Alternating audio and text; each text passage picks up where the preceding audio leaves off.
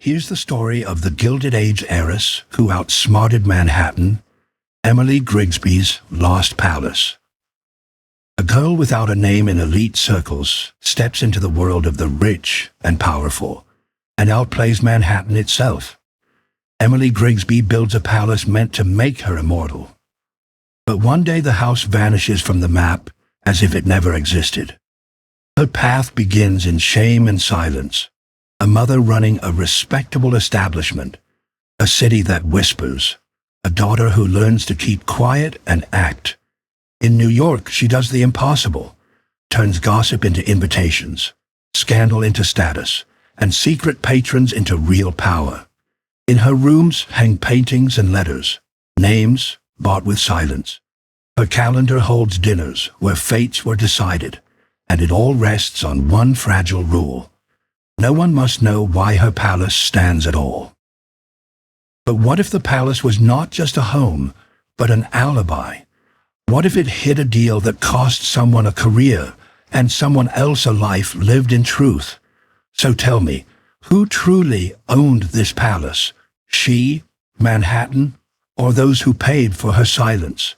If you enjoy deep investigations into Gilded Age architecture and the families who built it, please like, subscribe, and tell me in the comments which house to explore next.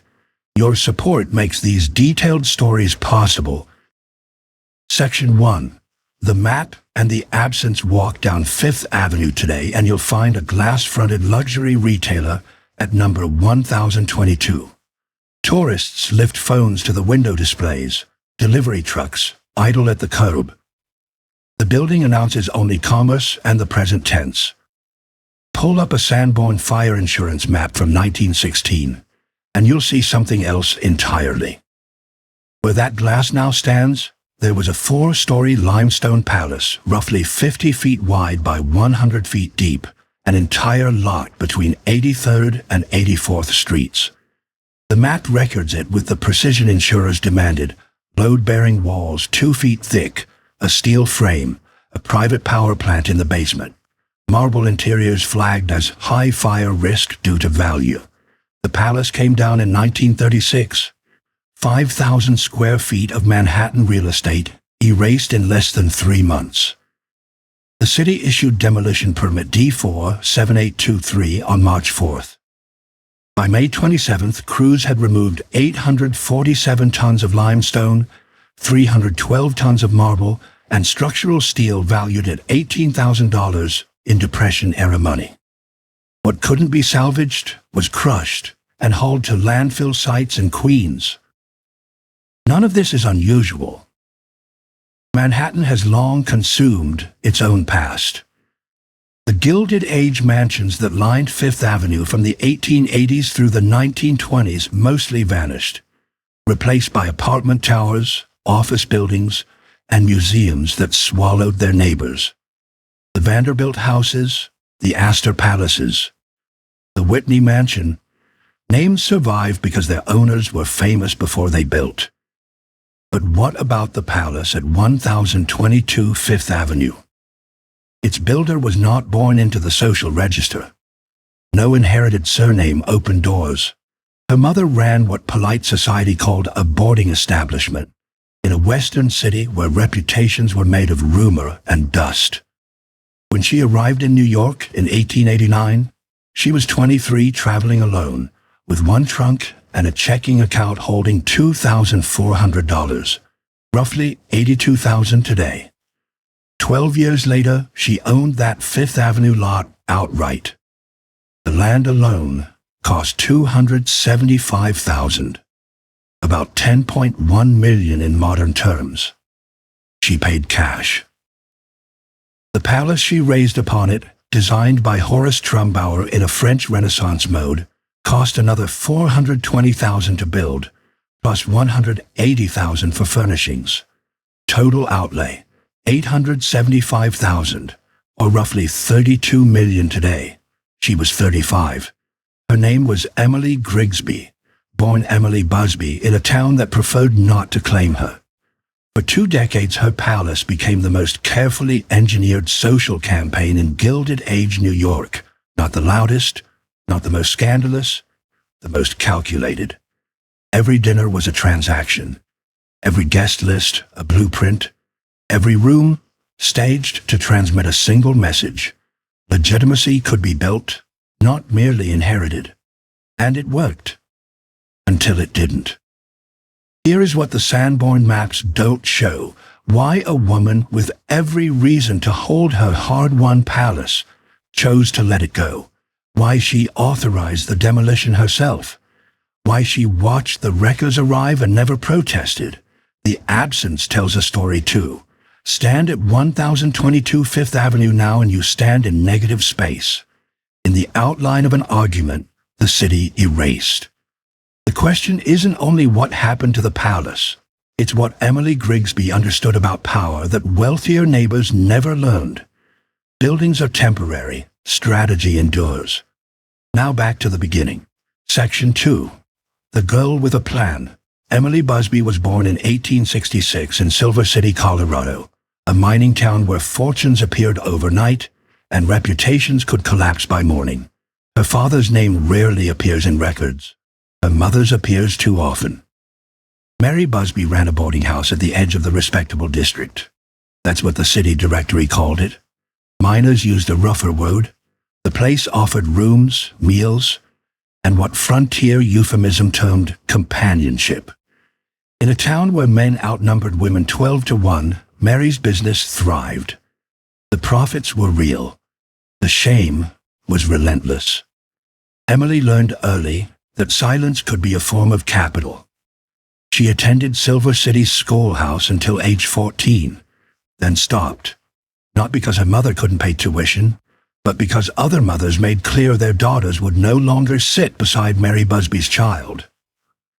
Emily did not protest or appeal to the schoolmaster. She simply left and started studying something else. Ledgers.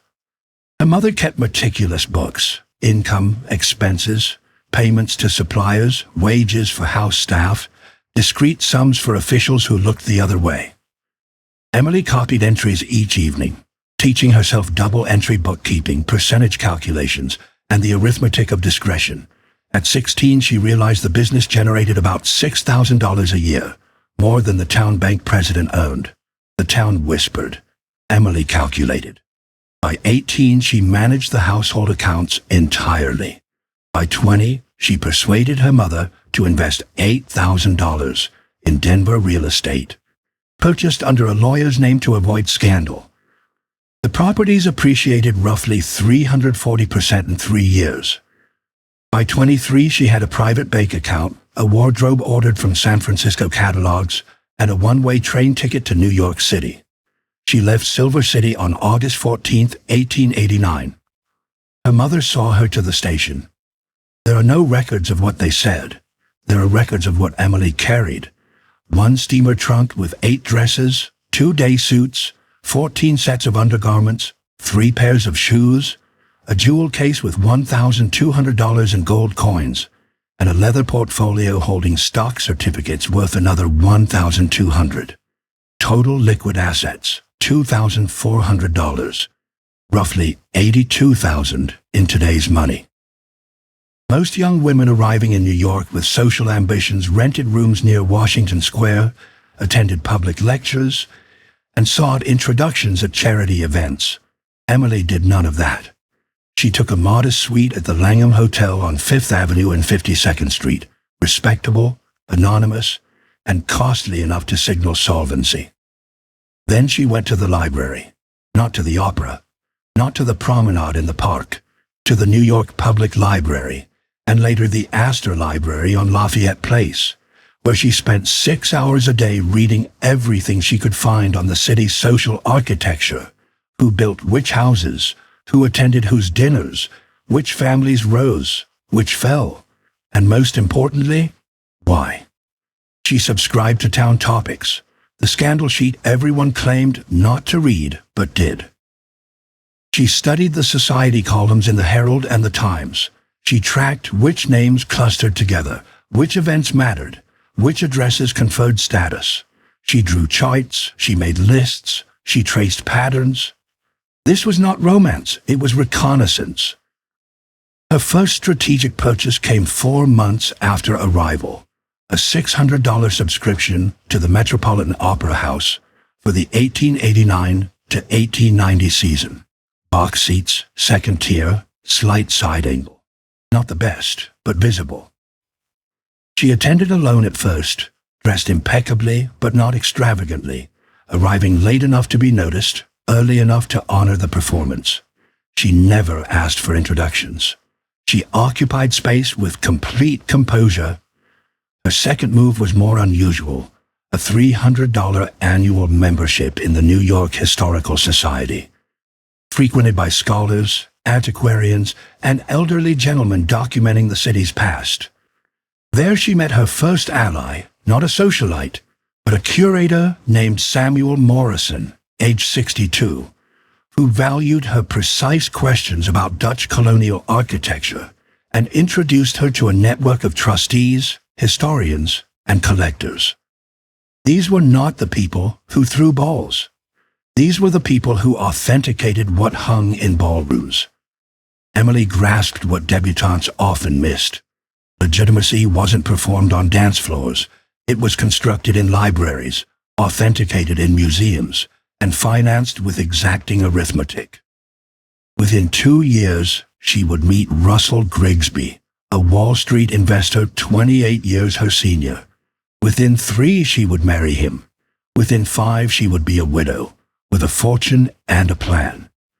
The question was never whether she could enter New York society. The question was whether she could build something that would outlast whispers. Section 3. Commissioning the Palace. Russell Griggsby died on February 8, 1897, at age 63. The death was sudden. Heart failure while he read the evening paper in their Madison Avenue townhouse. He left Emily an estate valued at $1.2 million, roughly $44 million today. No children, no will disputes, no relatives challenging her inheritance. She was 31 and a widow for exactly 18 days when she purchased the lot at 1022 Fifth Avenue. The timing was not sentimental. It was strategic. In 1897, Fifth Avenue above 59th Street was shifting from residential fringe to the most expensive corridor in America. The Vanderbilts had built north of 50th Street in the 1880s. The Astors followed. By the mid-1890s, anyone with serious social ambitions understood Madison Avenue was respectable, Park Avenue was emerging, but Fifth Avenue was definitive. Emily paid $275,000 for 5,000 square feet of land between 83rd and 84th Streets. That is $55 per square foot in 1897, approximately $2,000 per square foot in today's terms. She paid cash via an attorney and recorded the deed in her name alone. Then she did something unusual. She waited. Most newly wealthy widows hired architects at once, racing to occupy their status before society could question it. Emily spent 11 months interviewing architects, touring active sites, and studying technical specifications of recent mansions. She attended fireproofing lectures at the American Institute of Architects. She visited the Indiana limestone quarries supplying New York. She met electrical contractors installing the newest lighting systems.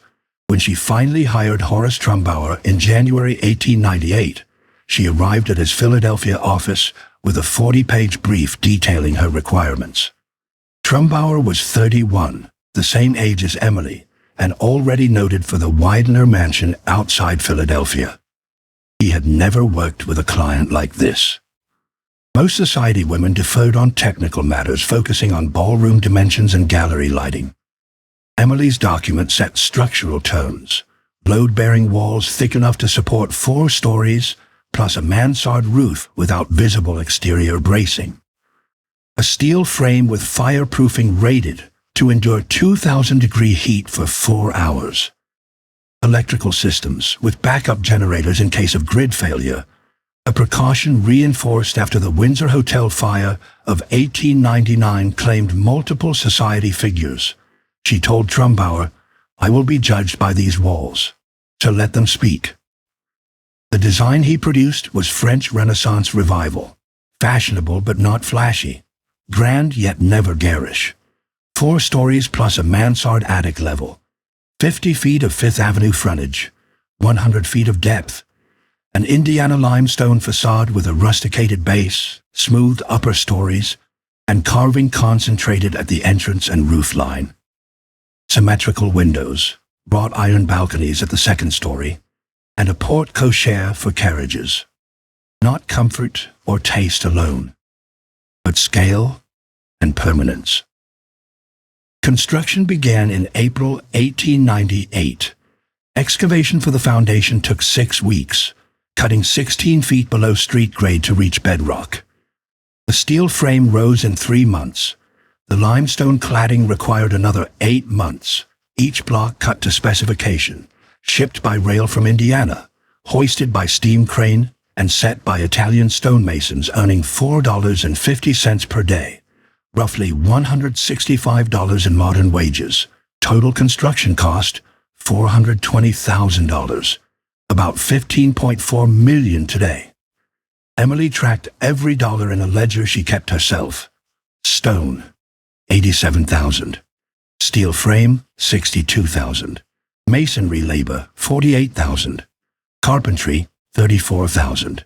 Plumbing and heating, $29,000. Electrical systems, $18,000. Plastering, $22,000. Roofing, $14,000. The remaining $106,000 covered architectural fees, permits, construction insurance, and the inevitable overruns that follow exacting specifications. She visited the site 3 times a week, arriving at 7 in the morning before socialites were awake, wearing a dark walking suit and carrying a notebook. She did not chat with foremen. She measured. She checked joints between limestone courses, tested door hinges, asked to see receipts. When a shipment of marble for the entrance hall showed veining that failed to match the approved sample, she rejected it, at a cost of $3,200 in delays and replacement stone. The workers learned quickly.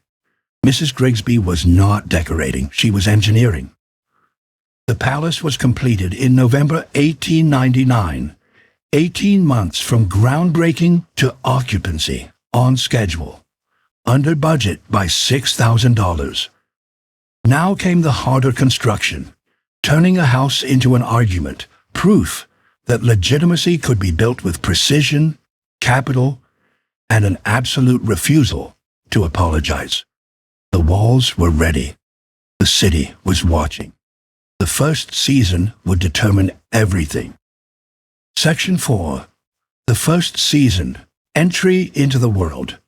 Emily Griggsby opened her palace on December 14, 1899, with an event that puzzled nearly everyone who received an invitation. It was not a ball, not a musicale, not a debutante presentation, a charity benefit, or any standard format by which society displayed its hierarchies. The card, engraved on cream stock with only her name, stated simply, "An evening of acquisition and conversation." 40 people were invited. 37 attended. This was not framed as a social triumph. It was a 92.5% acceptance rate, and Emily had calculated it. She invited no reigning society matrons. She knew they would decline.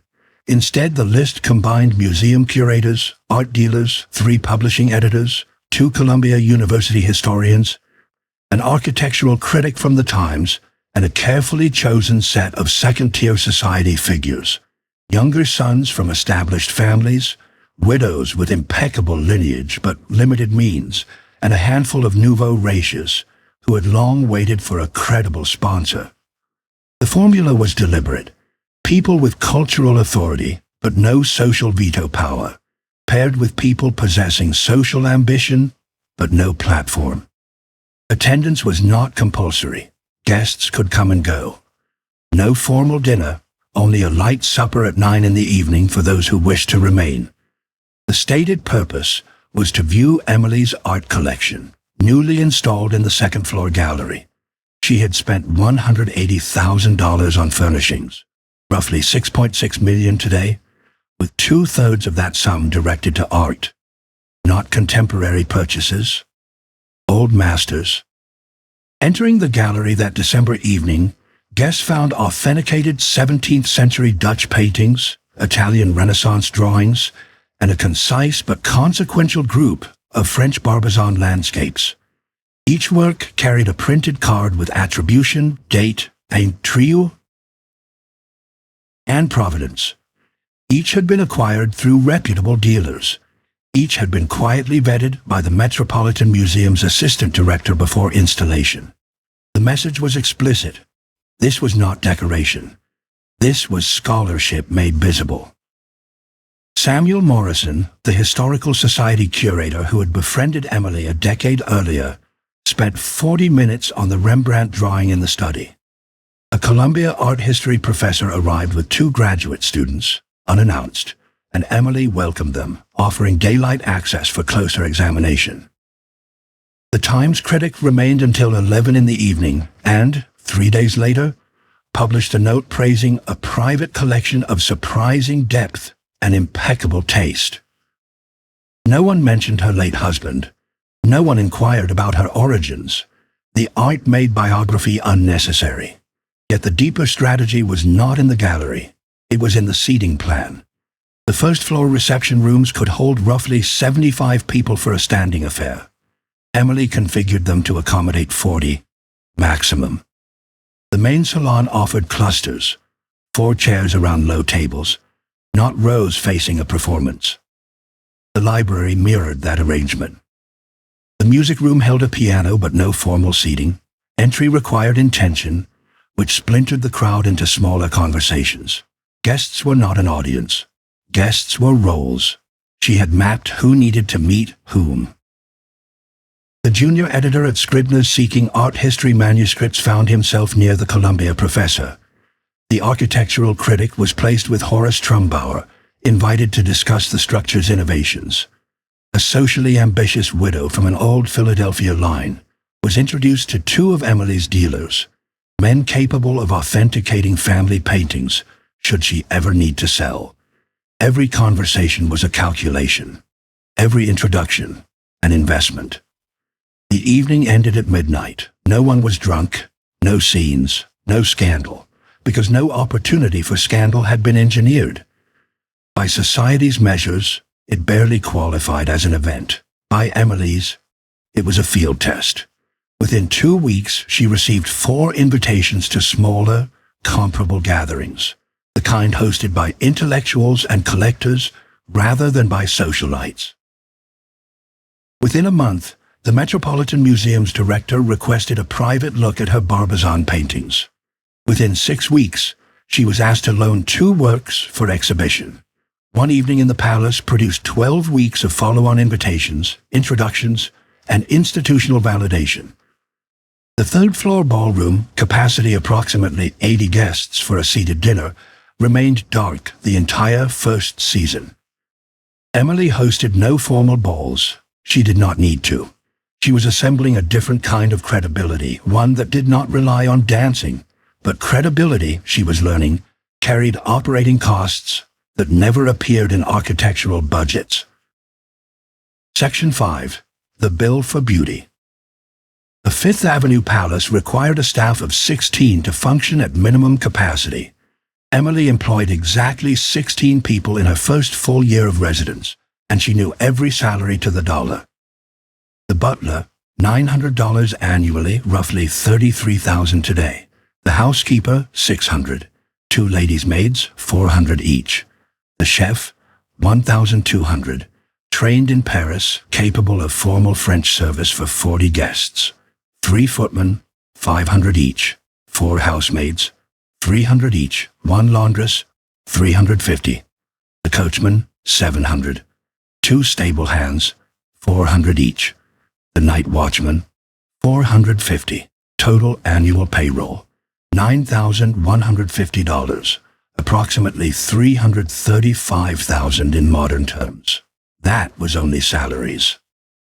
Each winter, the palazzo consumed 340 tons of coal, delivered weekly from November through March. Cost, $1,870 per heating season, about $68,500 today. Electricity, backup generators, and the latest Edison bulbs throughout added another $780 annually. Gas lighting in servants' areas and basement, $240. City water, $180. Maintenance was constant. Limestone in New York required annual cleaning to resist coal smoke and weathering, $400 with scaffolding and specialized stone soap. Window washing for 47 windows inside and out 4 times a year, $160. Chimney sweeping for 6 fireplaces, $90. Gutter and roof inspection, $120. The numbers accumulated like sediment. Property taxes on a Fifth Avenue mansion assessed at $695,000 came to $8,340 annually, about $306,000 today. Insurance against fire, theft, and liability, $1,450 per year. Separate coverage for the art collection, $890 for up to $150,000 in assessed value. In a leather-bound ledger in her private study, Emily recorded every expense and reconciled monthly. She delegated nothing to a secretary or banker. Every Friday at 4 p.m, she spent 2 hours reviewing accounts, comparing actuals to projections, noting variances, adjusting future budgets. This was not obsession, it was survival mathematics. In her first full year, 1900, the palazzo cost $28,450 to operate, excluding personal spending and entertainment. That is roughly $1.04 million today. Her inheritance yielded about $48,000 annually, assuming a conservative 4% return on $1.2 million in capital. The house consumed 59% of her yearly income. Most society women would have panicked at that ratio. Cut staff, scale back entertaining, sell art to plug gaps. Emily did none of it. Instead, she added a budget line. Strategic acquisitions. Each quarter, she allocated $1,200, about $44,000 today, to purchase objects not for display, but for leverage. A first edition of Columbia professor had sought for years. A small Renaissance bronze the Met had discussed acquiring but could not afford. A collection of Civil War letters the New York Historical Society's director had mentioned in passing. These pieces seldom appeared in public rooms. They lived in storage, labeled and boxed, waiting. When the moment arrived, an institution needed exactly that object. A curator alluded to it. A collector asked. Emily would loan it, not sell. Loan. The objects cost money, but they generated something dividends never could: institutional gratitude. By her 3rd year in residence, the Metropolitan Museum had borrowed 17 items from her for exhibitions. The Historical Society had used her letters in 2 published volumes. Columbia's library housed 3 of her rare books on permanent loan, each with a bookplate reading, "From the collection of Mrs. Pratt, Russell Griggsby." She was writing her name into the city's cultural infrastructure, loan by loan, object by gift, one archival notation at a time. Precision, however, exacted a price beyond dollars: vigilance. Every coal delivery required inspection. Vendors shaved weights when they believed no one measured. Every repair demanded verification. Contractors inflated estimates for wealthy clients. The electric company billed for peak capacity whether or not it was used, unless you challenged the meter. Emily challenged everything. When the housekeeper complained that Mrs. Griggsby ran the palazzo like a business, not a home, Emily answered at once, "This house is a business. The product is legitimacy, and I will not manufacture it at a loss." To be free, she had to pay, precisely. To build permanently, she had to count constantly. The society columns never mentioned the ledgers. They mentioned only the beauty. But beauty, without accounting, is merely another form of bankruptcy waiting to arrive. And Emily Griggsby, daughter of a boarding house, knew the sound of bankruptcy's footsteps better than anyone on Fifth Avenue. Section 6. Gossip and the War for Reputation. She also understood that numbers could not defend against narrative. The attack arrived in February 1903 in the pages of Town Topics, the same scandal sheet Emily had once mined for intelligence. The column was unsigned, as always, but the target was unmistakable. A certain widow whose palace rises on Upper Fifth Avenue has lately been seen entertaining persons of cultural distinction, though one wonders what true distinction can be claimed by a woman whose mother kept a rather different sort of establishment in the mining territories. The arts may forgive uncertain origins, but does society? No name appeared. None was needed. Everyone knew which widow, which palace, which mining town. Emily was 37. She had lived in New York for 14 years. She had built a palazzo, cultivated museum directors, loaned to major institutions, and hosted gatherings that were careful, scholarly, and free of scandal. None of it mattered. Silver City had followed her east. Within 1 week, 3 scheduled invitations were quietly withdrawn. A charity board weighing her membership tabled the matter indefinitely. 2 women who had accepted her hospitality sent regrets for the March Salon, citing sudden illness. The Metropolitan Museum's director, happy to borrow from her collection, stopped replying to her notes. Society did not exile with proclamations. It simply stopped seeing you. Her first response was silence. She did not write to Town Topics. She did not defend herself elsewhere. She did not press the allies she had cultivated. For 3 weeks, she attended no events, issued no invitations, and made no public appearances beyond Sunday services at St. Thomas Church on Fifth Avenue. The city read this as shame. The city was wrong. On March 18, 1903, Emily did something without precedent. She opened her palazzo to the public, not for a salon, not for a curated list, for anyone who wished to come. A small notice ran in the Times and the Herald.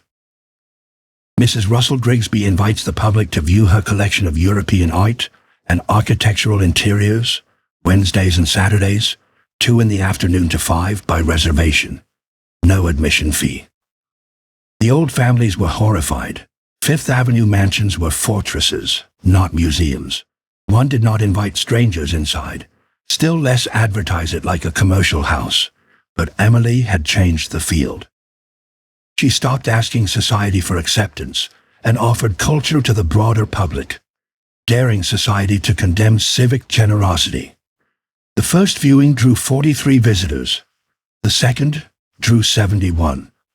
By May, she was accommodating more than 100 guests per session, art students from Cooper Union, public school teachers, women's club members from Brooklyn, and middle-class families who would otherwise never see the inside of a Fifth Avenue palace.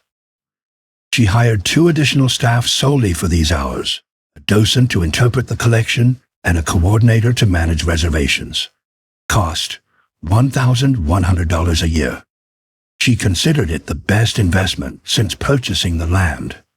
The cultural press noticed at once. The Times featured Democracy and Beauty, a private collection open to public enrichment. The Herald praised Mrs. Griggsby's uncommon generosity in sharing resources that might have remained exclusive. Even art journals, rarely concerned with society, remarked on the educational value of student access to authenticated old masters. Town Topics fell silent. How do you attack someone for being too generous? How do you shame civic virtue? More to the point, how do you insist that culture belongs only to the well-born when someone proves it can be shared without loss? Invitations began to return slowly. A luncheon here, a small dinner there. Not from the top tier.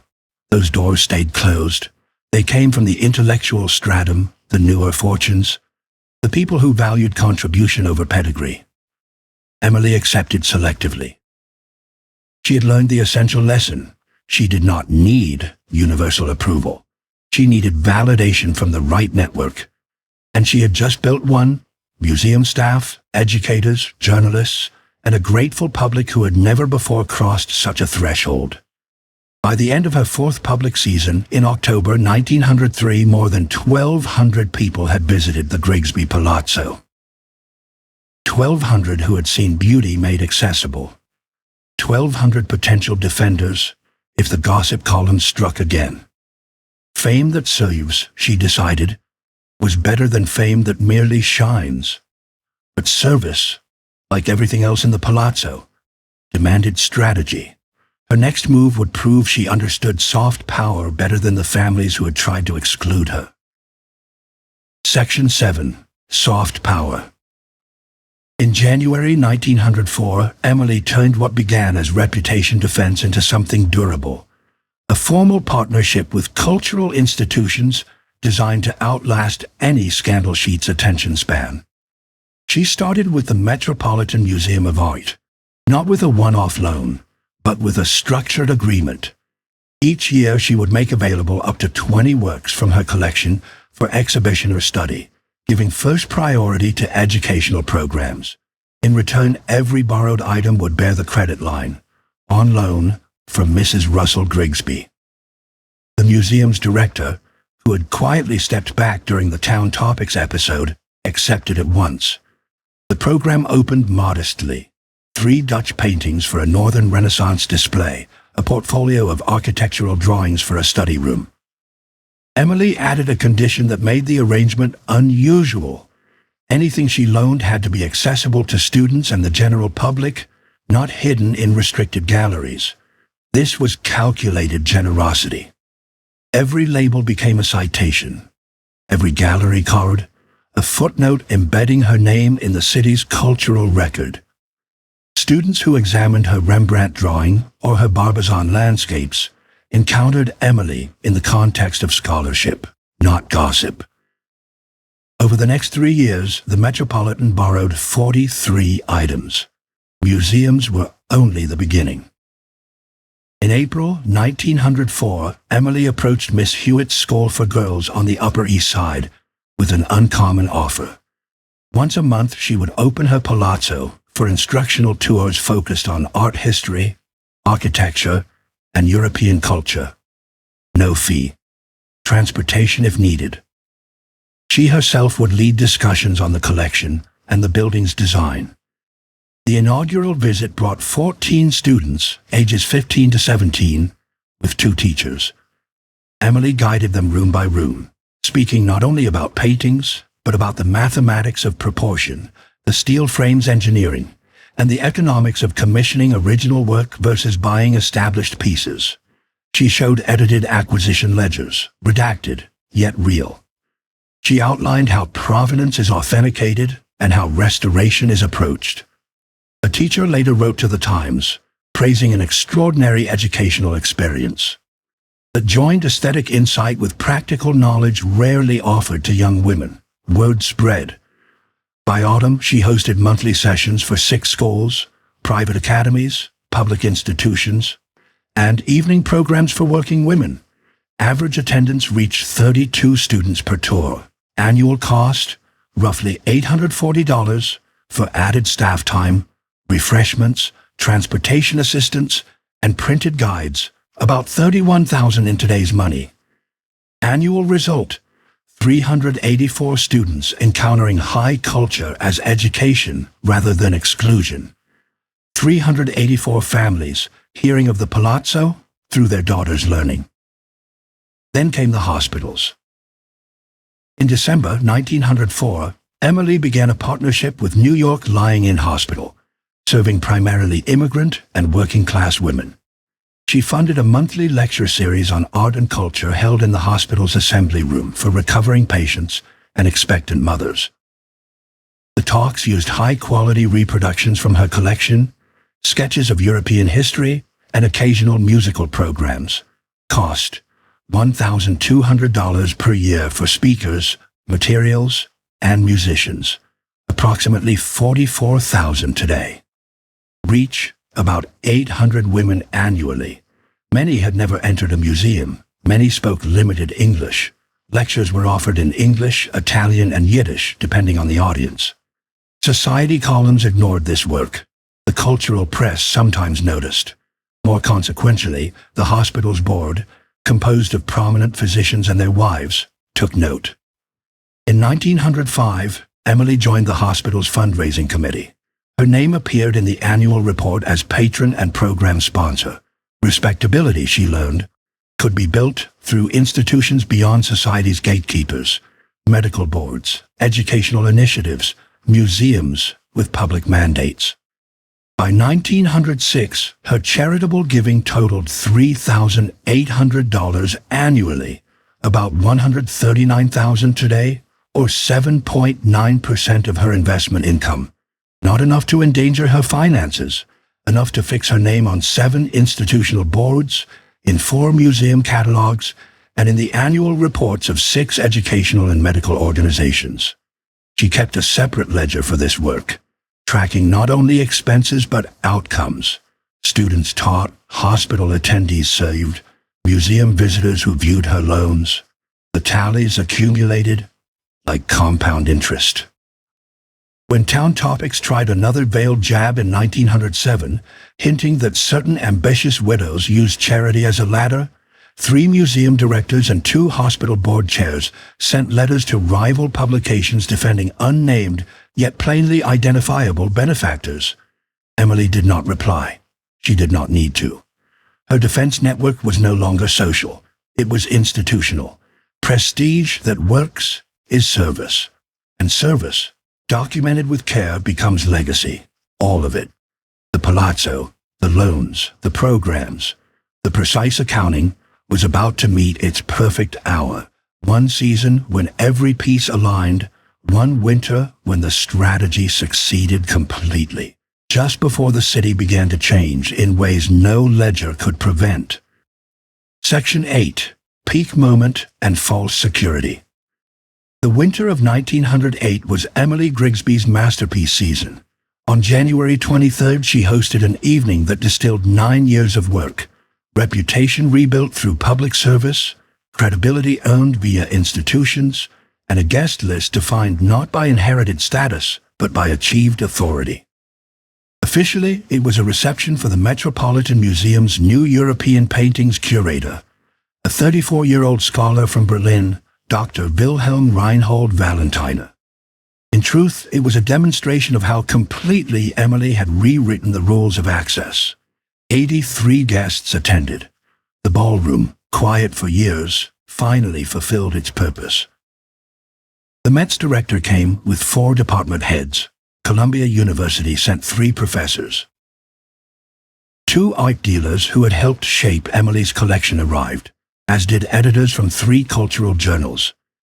Representatives appeared from the Historical Society, the Cooper Union, and the New York Public Library. And at last, after patient cultivation, 8 couples from established families. Not the Astors, not the Vanderbilts, their second-tier cousins, old names with moderate fortunes, people who needed cultural credibility as much as Emily needed social recognition. They came because the institutions came first. Refusing an invitation accepted by museum directors would signal ignorance. Emily had made her palazzo a place where scholarship happened, not mere display. The evening was precisely choreographed. Dr. Valentiner spoke for 20 minutes on recent acquisitions and forthcoming exhibitions. Standing before one of Emily's loans, a Franz Hals portrait scheduled to return to the Met the following week.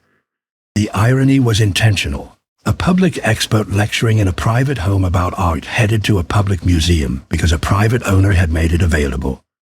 After the talk, dinner for 40 in the ground floor dining room. The remaining guests moved among the reception rooms, the library, the gallery. Seating followed Emily's signature logic. Each table mixed institutional authority with social aspiration. Dealers beside collectors, academics with philanthropists. No scenes, no scandal. Yet 3 meaningful transactions occurred before the candles burned low. A Columbia professor secured access to a private archive. A dealer met a collector who would become a major client. And 2 society wives agreed to join the hospital fundraising committee that Emily chaired. 2 days later, the Times ran its verdict: an evening where culture and society find common purpose.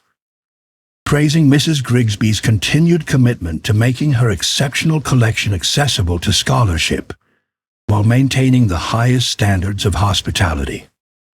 Victory. Quiet. Strategic. Complete. Between January and May of 1908, Emily received 43 invitations from families who had previously ignored her. She accepted 17, selective as always, choosing only those that strengthened institutional ties or centered cultural programming, and declined the rest without comment. She no longer needed universal approval. She had built something sturdier: utility. Her palazzo had become infrastructure, where curators met donors, professors found research backing, and institutions identified future board members. The building's value was not decorative. It was functional. In June of 1908, Emily sat in her study and updated the master ledger. 9 years of residence, total investment, land, construction, furnishings, operations, $1,047,000, roughly $34.8 million today.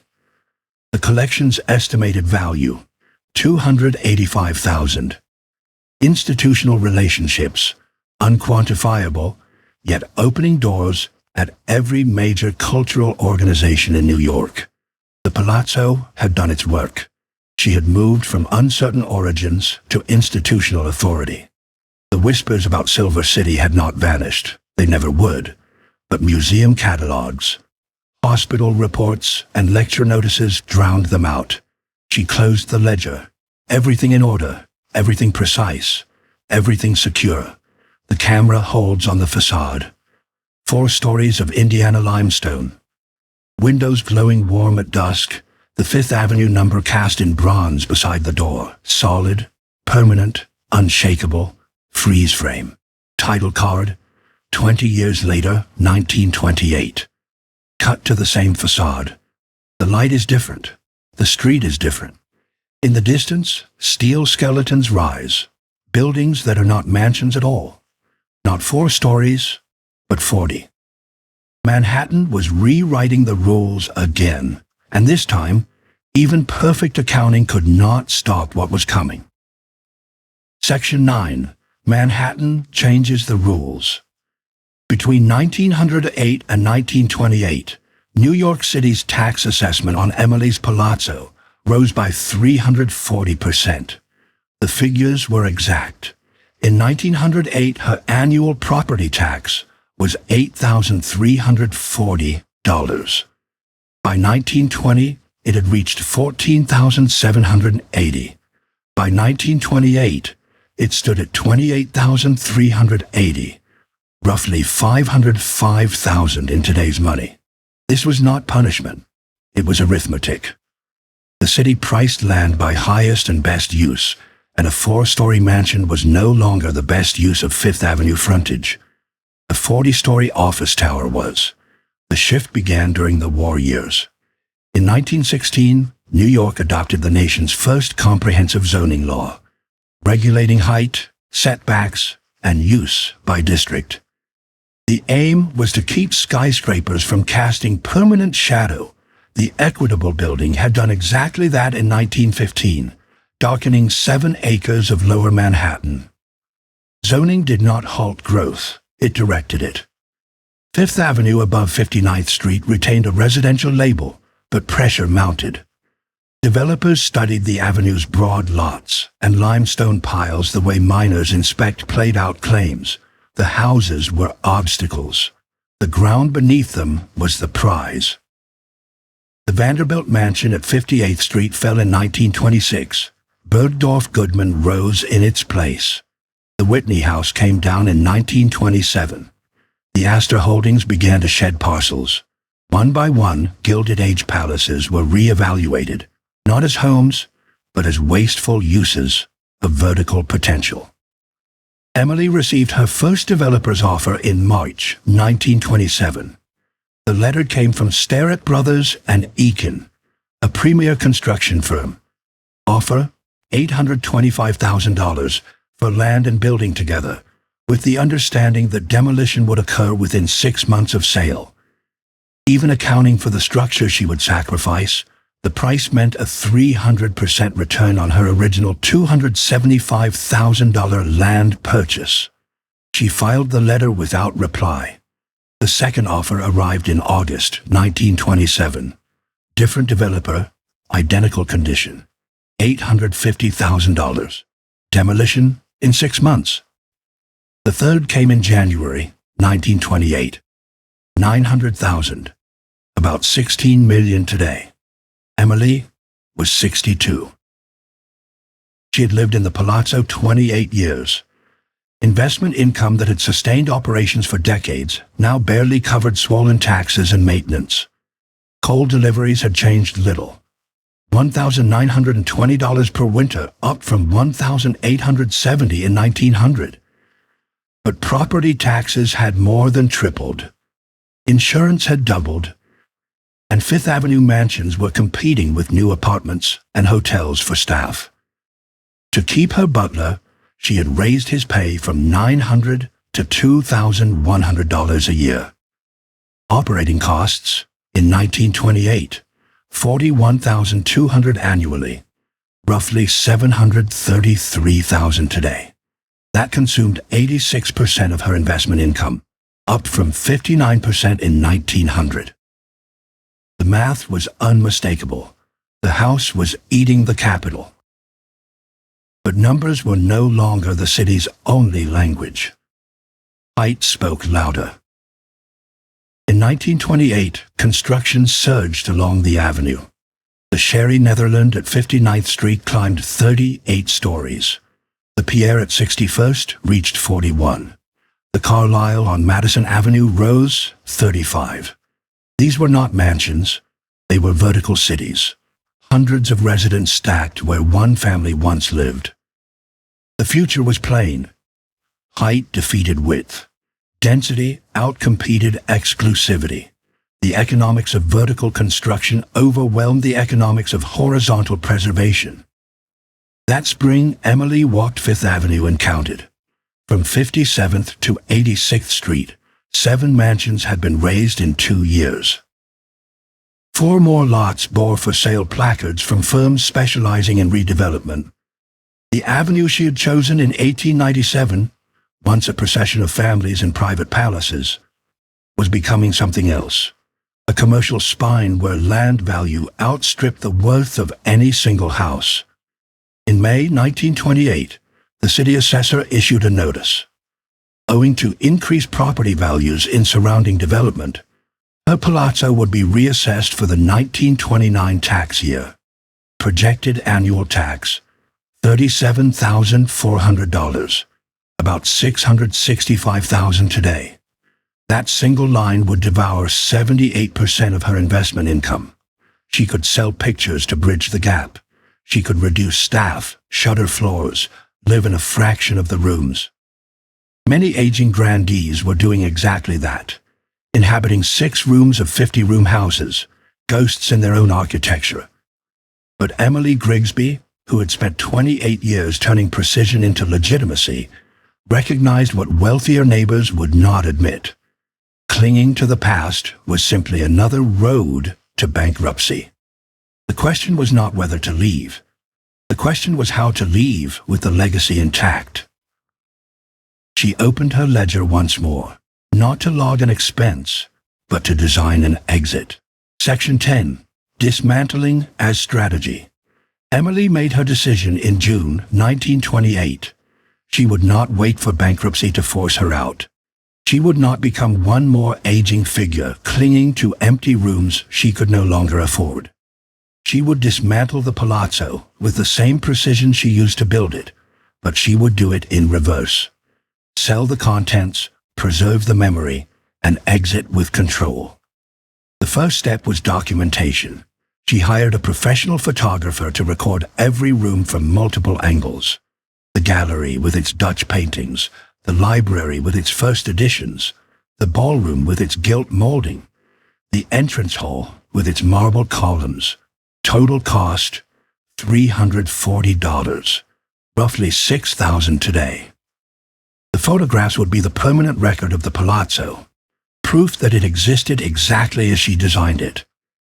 The second step was selective dispersal, not auction, placement. For 3 months, Emily contacted the institution she had cultivated for nearly 3 decades. The Metropolitan Museum received first consideration on any artwork it wished to acquire. The New York Historical Society was offered architectural drawings and historical documents. Columbia University's library received her first editions and manuscripts. The Cooper Union took her study collections in the decorative arts. This was not charity. This was archival strategy. Every object placed in an institution would carry her name in perpetuity. Museum accession records, library catalogs, exhibition labels. Each would read, Gift of Mrs. Russell Griggsby, or from the Emily Griggsby collection. The objects would outlive the building. The attributions would outlive her. The Metropolitan acquired 14 paintings and 6 works on paper. Total value, $78,000, approximately $1.39 million today. The gift was formalized in September 1928. The museum's director sent a personal letter noting that Mrs. Griggsby's generosity continues her decades-long commitment to making exceptional art accessible to scholarship and the public. The Historical Society accepted 43 architectural drawings, including original plans by Horace Trumbauer, along with a file on Fifth Avenue's development. Columbia took 37 rare books and 8 manuscript collections. The Cooper Union received study sets of ceramics, textiles, and decorative metalwork. Each institution issued formal acknowledgments. Each listed her in its annual report. Each fixed her name into its permanent record. What remained, furnishings, lesser artworks, decorative pieces, would go to auction. Emily contracted with the American Art Association, the nation's leading auction house, to sell the property in January 1929. The catalog ran 127 pages with photographs and detailed descriptions of 643 lots. The title page read, The Distinguished Collection of Mrs. Russell Griggsby, removed from her Fifth Avenue residence. Removed. Not liquidated, not forced sale. Removed. The language mattered as much as the lots. The auction ran 3 days, January 15th, 16th, and 17th, 1929. Total proceeds, $147,300, roughly $2.62 million today. Less than her aggregate cost, but the 1929 market was softening. Collectors were wary of stocks, credit, the overheated feel of the economy. Emily attended the first session, sat in the back row, and watched her possessions become other people's acquisitions. After 2 hours, she left and did not return. One more calculation remained, her staff. 16 people had kept the palazzo running. Some had been with her more than 20 years. They would lose their positions when the house sold, but Emily refused to let them lose their footing.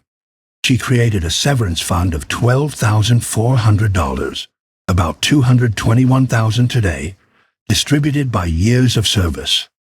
The butler, with her since 1901, received $2,100. The housekeeper, $1,800. Every staff member received between $400 and $2,100, plus personal letters of recommendation detailing skills and character. This was not required. In 1929, most dismissed staff received 2 weeks' wages and a perfunctory reference. Emily gave them time to find work without panic. The fund consumed 26% of the auction proceeds. She considered it the best money she had spent since the first stone was set. By February 1929, the palazzo stood empty. The paintings were in museums, the books were in libraries, the furnishings were in other people's houses. The staff had new posts, or the means to search carefully, only the building remained, and the decision of what it would become. In March, she accepted a developer's offer, $875,000 for land and structure, roughly $15.6 million today. The sale closed on March 28, 1929. Demolition was set for April 15th. Emily had one more week as the palace's owner. She spent it saying goodbye to walls that had proven her right. Chapter 11. Rescue and Loss. What was saved? It was what remained after the money ran out. But loss is not binary. Between total preservation and total erasure lies a middle ground. Partial rescue, fragments saved, memory maintained on paper and film when buildings cannot be maintained with funds. Stonehurst did not vanish in a night. It weathered away over decades, room by room, season by season. As it thinned, a small circle began to pay attention. Not the society colonists who ignored it at its height, but local historians, archivists, and patient amateurs who saw Michigan's industrial past disappearing faster than anyone could record it. They started with photographs. Old images surfaced slowly. Estate sales, attic clearouts, donations to historical societies from families unsure what they own. One shows Stonehurst's facade in 1910, sharp enough to read the leaded glass patterns. Another catches the gardens at peak bloom, likely June, the rose beds laid out in geometric panels. A third freezes a regatta day. The pier crowded with figures in white summer clothes, flags snapping hard in the wind. These were scanned, digitized, and uploaded to regional archives, so anyone with an internet connection could study what no longer exists in 3 dimensions. Then came documents. Guest books survived, passed down through branches, and finally donated to Wayne State University's Burton Historical Collection. Signatures were transcribed. Dates were cross-referenced with society columns and business ledgers, and the scatter of evidence that lets historians rebuild a century-old social network. The result was a map, not geographic, relational. Who appeared at Stonehurst, who married whom, which families were linked by business, charity boards, and the summer rituals of Grosse Pointe. In that map, Stonehurst isn't an isolated mansion, it is a node. One place where Detroit's industrial elite gathered, negotiated, and performed the social labor that sustained their power. Architectural drawings proved harder. Most stayed with the original firm, and most firms from the 1890s no longer exist. Still, property files preserved traces, county-filed floor plans, insurance schedules detailed enough to sketch a partial layout. A University of Michigan architecture professor compiled these into a research paper that 6 people read and 40 cited. The physical pieces scattered, carved marble fireplace surrounds landed across Michigan, one in Birmingham, one in Ann Arbor, one said to sit in a lawyer's office in Grand Rapids. Chandeliers passed to dealers, then to restaurants chasing period atmosphere, then to private collections. Leaded glass panels were tougher to track. Some broke. Some survive in houses whose owners do not know what they have. One effort stands out. In 2003, the Grosse Pointe Historical Society launched a heritage marker program. Small plaques at demolished or heavily altered estates, quick histories for passers-by who might never know what stood there. Stonehurst received a marker, bronze, on stone, set near the original line. 2 paragraphs, 5 sentences. 83 words to summarize a house that once held thousands of objects and decades of life. It is not nothing. Each summer, the Historical Society hosts a garden day. Not at Stonehurst, the parcel is private, subdivided closed, but at other Grosse Pointe places that still keep their grounds and open once a year. Docents guide visitors through borders and hedges, naming plantings, pointing out original details. Sometimes from a terrace above Lake St. Clair, a docent gestures northeast and says, "Stonehurst was over there. The Ford estate. Not Henry, the other Ford. Glass, not cars. A few visitors take notes, most nod and move on. This is what rescue looks like when resources are thin, photographs digitized, documents transcribed, a bronze plaque, an annual mention on a garden tour. Not preservation, acknowledgement, not the house, its memory. Some say that is enough. Buildings are temporary. What matters is the information they carry, the social history they hold. And that history can live in archives when it cannot live in stone. Others call it failure. A house like Stonehouse deserved more than dissolution. Its objects should have stayed together. Its garden should still bloom each June.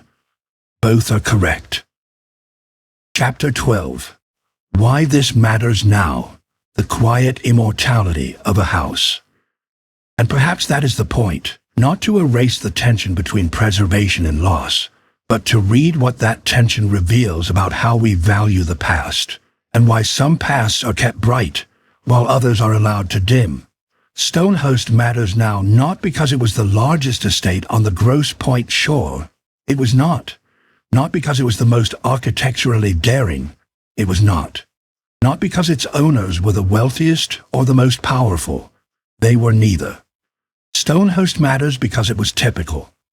For every fair lane preserved as a museum, for every Vanderbilt palace recast as a tourist destination, there are dozens of houses like Stonehouse, substantial, carefully made, meaningful to the families who built them and the communities that orbited them, that simply disappeared.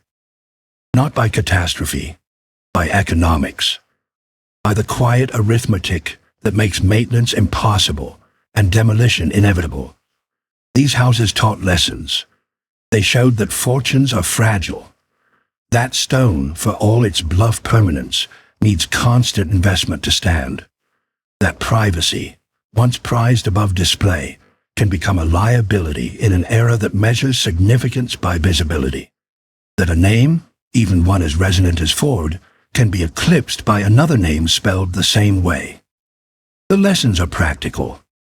If you are restoring a historic property, learn from Stonehouse's losses.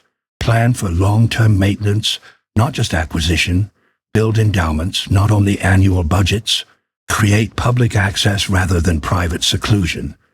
Because public goodwill sustains preservation when family resources fail. If you are studying Gilded Age industry, remember that the glass fortune and the automotive fortune ran in parallel, not in tandem. Michigan's industrial wealth was plural, formed across sectors, and focusing only on the loudest names distorts the real economic landscape. If you are simply curious about the houses that bordered Lake St. Clair, learn where to look. Begin with the Burton Historical Collection at Wayne State. Search the Grosse Pointe Historical Society archives. Consult the Cranbrook Center for Collections and Research. Read county property files that preserve plot maps and tax assessments from a century past. You learn that history is not finished. New photographs surface. Descendants open attic boxes and find letters. Every few years, someone emails a historical society with a piece of Stonehouse, a door handle, a railing section, a framed plan, and asks, "Do you want this?" Usually, the answer is yes. For those who want to see what remains, the practical route is simple. Start in Grosse Pointe. The Historical Society keeps limited hours, but staff answer emails. Ask to view the Stonehouse file. Expect a folder, not a vault. Photographs, a handful of documents, volunteer research notes layered over decades. Drive the shore. Lakeshore Road follows the water. The exact site of Stonehouse is approximated by the heritage marker, though even that placement required informed guesswork. Property lines slid over the years. You will see houses, renovated and new. You will see what replaced the estate. You will not see Stonehouse, but you will see the lake. And the lake is unchanged. The wind still lifts from the water. Morning light still washes the shore. The geography that made Grosse Pointe desirable in the 1890s remains desirable now. That continuity is its own preservation. If you hold family photographs, letters, or records tied to Grosse Pointe Estates or Michigan's glass trade, the archives want them. Not necessarily for display, most will never be displayed, but for research. For the possibility that a graduate student in 2045 will write about Great Lakes industrial families and will need primary sources that survived because someone in 2025 decided they mattered. Send them. Digitize first if you wish to keep the originals, but send copies. History is built from fragments. Stonehurst is gone. Its memory is not. And memory